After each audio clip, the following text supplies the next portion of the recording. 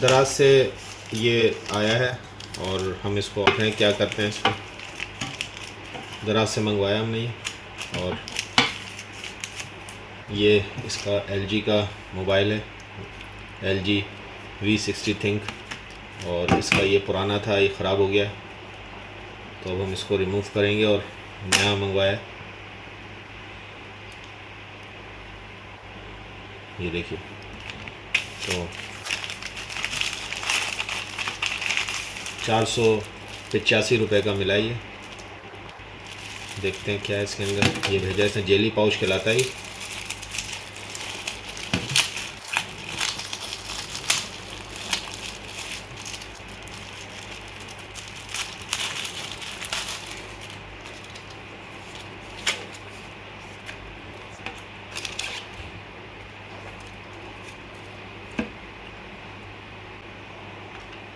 LG का, देखना